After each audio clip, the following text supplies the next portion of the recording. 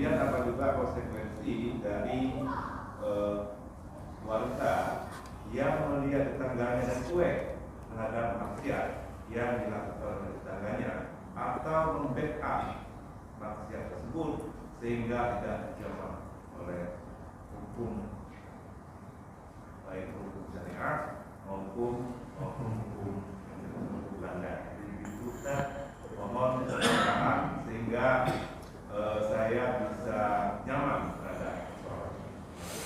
Baik. Apa hukum pemimpin yang diam terhadap maksiat? Nah, ini harus diklarifikasi dulu.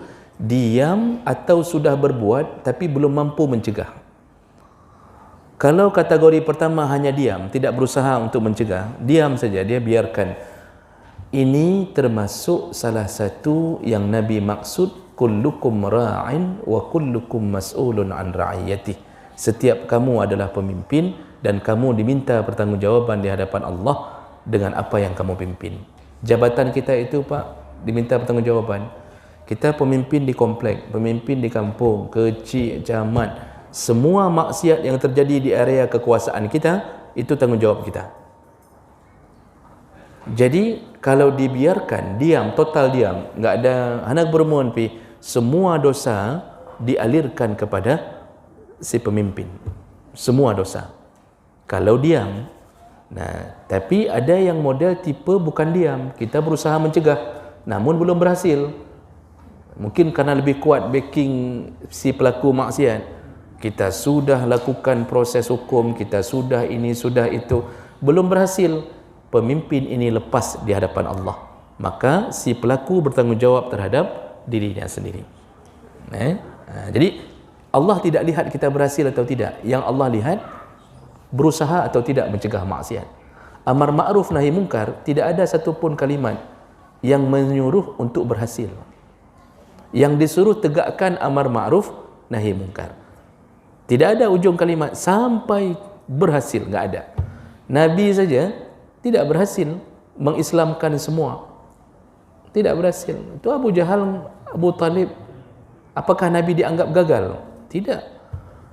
Karena Allah mengatakan wa ma 'alaika illal balagh. Tugasmu hanya menyampaikan. Urusan berhasil tidak berhasil urusanku, kata Allah. Jadi yang Allah lihat dari kita adalah taat kita kepada Allah untuk mencegah maksiat. Nah, itu makanya jangan hanya diam, cegah dulu. Masalah tidak berhasil, itu kita melepaskan diri dari sisi Allah. Sedangkan yang membackup atau yang membacking maksiat termasuk golongan yang dilaknat oleh Allah dan Nabi SAW. Karena dalam salah satu hadis Rasulullah menyebutkan, la'ana Rasulullah, terlaknatlah di sisi Rasulullah, man awa muhdisan, barang siapa yang membantu membela maksiat. Ini orang yang membela maksiat, Pak. Pertama, terlaknat di dunia. Yang kedua, dia ikut mendapatkan dosa yang dialirkan dari pelaku maksiat. Karena maksiat itu bisa berjalan dengan aman gara-gara ada dia. Dia backingnya. Semua dosa maksiat itu dialirkan kepada si backingnya.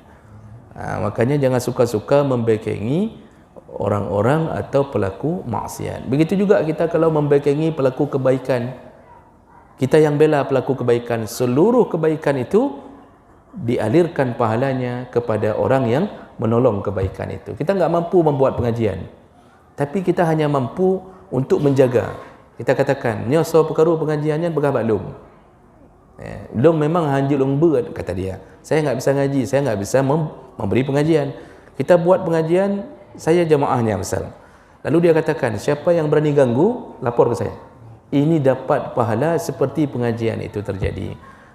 Jadi membackingi maksiat termasuk maksiat yang paling besar. Termasuk maksiat yang paling besar. Itu dosa besar. Jadi kalau sudah berbuat, insya Allah lepas di sisi Allah. Jadi ukurannya kita sudah mencegah masalah nanti urusan kedua berhasil tidak berhasil.